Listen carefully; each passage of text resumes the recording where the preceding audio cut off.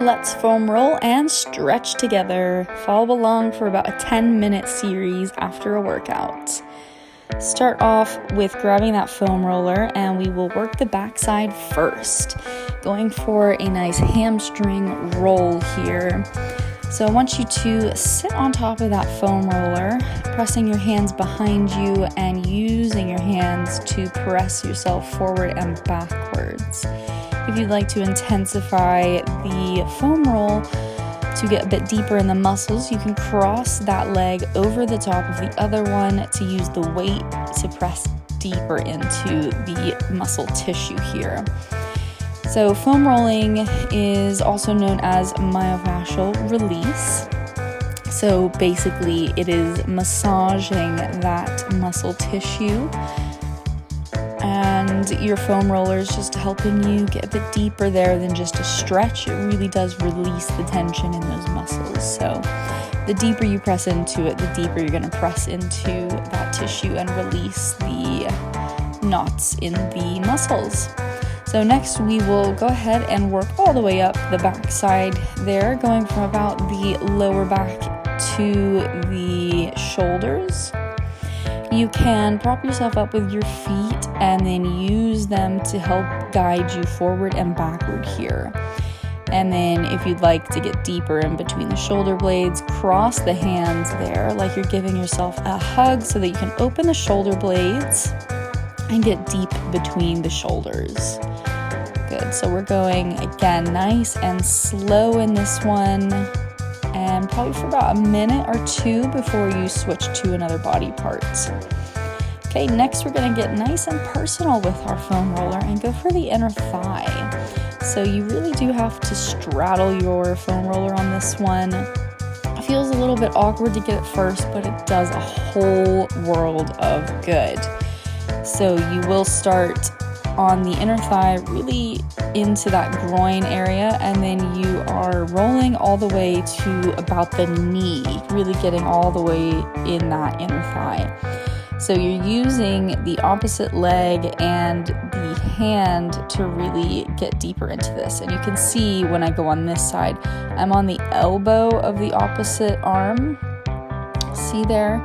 So it's really helping me press into that inner thigh there, and I'm using kind of that motion in my hips to press into the foam roller.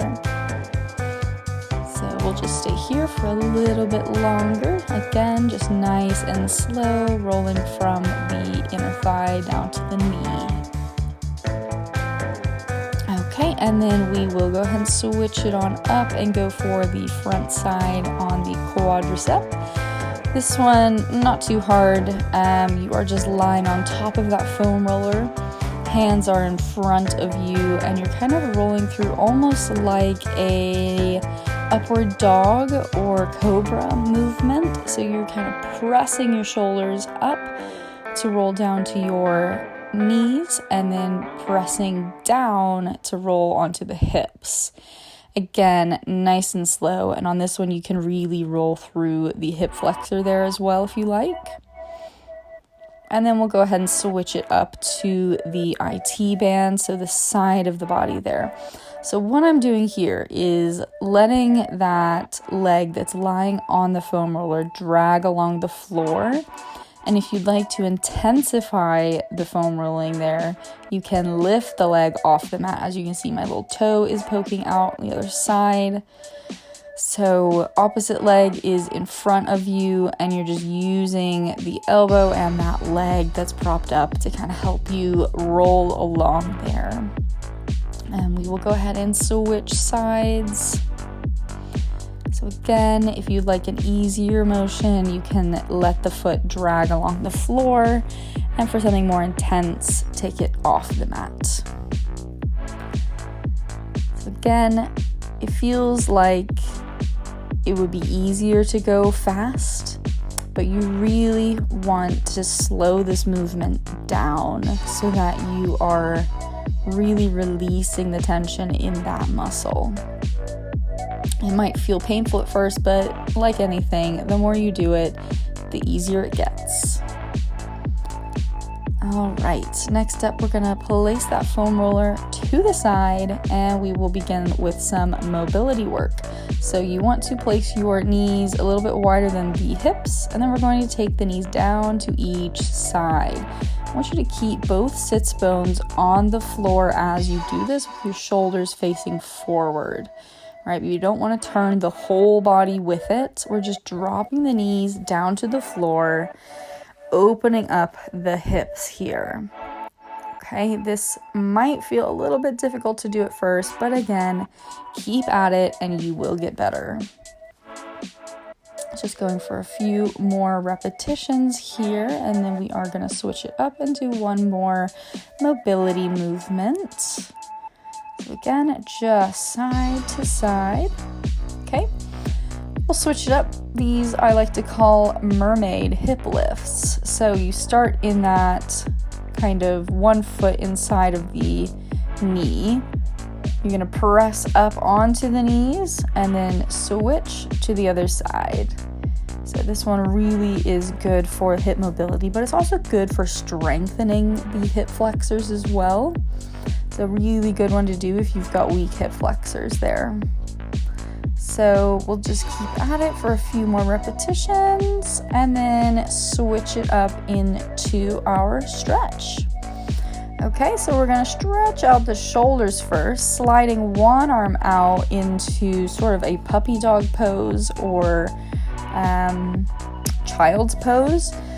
So you want to leave the one hand just next to the shoulders as you lower down. The other arm is stretching out. Just one at a time here. You'll really feel that stretch in your rotator cuff and back of the shoulder.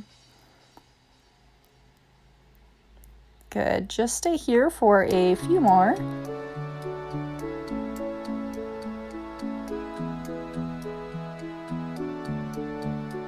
Good. So that one is really good if you find your shoulders kind of round forward when you stand. This one is good for the spine. So nice little spinal twist here if you have any low back pain. This one's really going to do wonders for you. So we'll switch on over to the other side. I like to add that leg out to the side. I feel like it really gives my spine more room to twist. So just breathe through this one. You might hear a few clicks, and that's completely fine as long as it's not painful. And we'll just come back to that all fours position. Okay, we're gonna go ahead and stretch it out, starting with a little spine rotation here. So you take that leg, cross it over the other, then press the opposite elbow into the knee. So you're twisting away towards the leg that is crossed. So this one's good for the IT bands, but it's also great for the spine mobility. So we'll switch it out to the other side.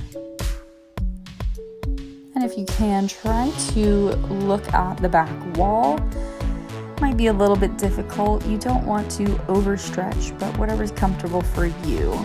Okay, we'll go ahead and take it to a forward fold, reaching for the toes.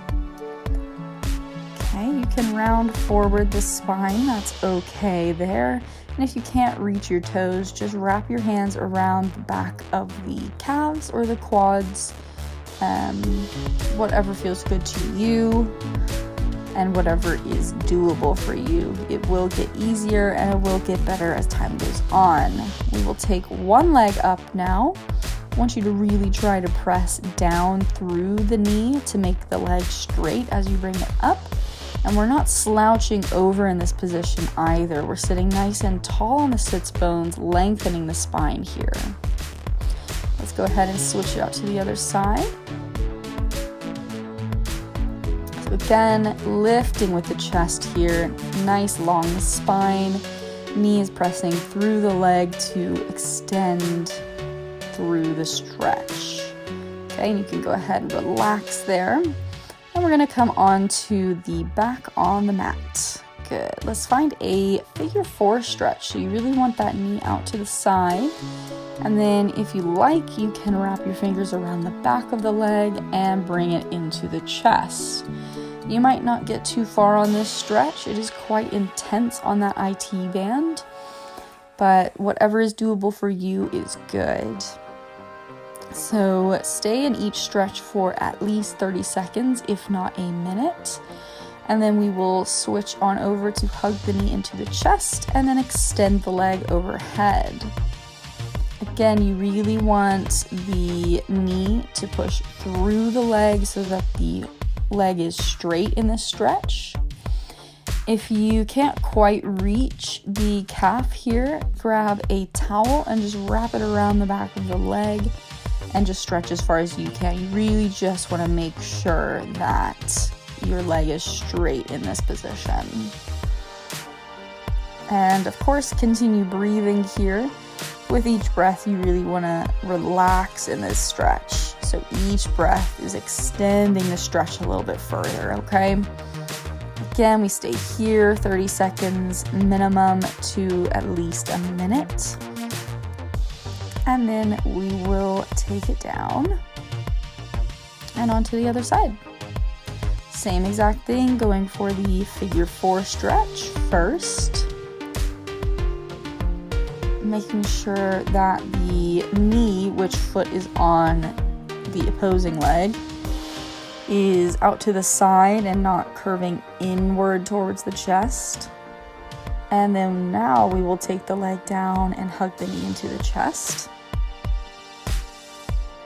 And then finally extending the leg overhead. And again, like I said on the last side, if you cannot reach the ankle or calf here, and if it's really hard to keep the leg straight, then grab a towel, wrap it around the back of the leg, and stretch from there. You're not stretching just to get your leg lower. You're stretching to actually do work and make changes in your muscles to make them lengthen. So you really want to be working with what you have and going from there. You don't want to be forcing something that doesn't exist. Okay, we'll go ahead and take the leg out and you are all done.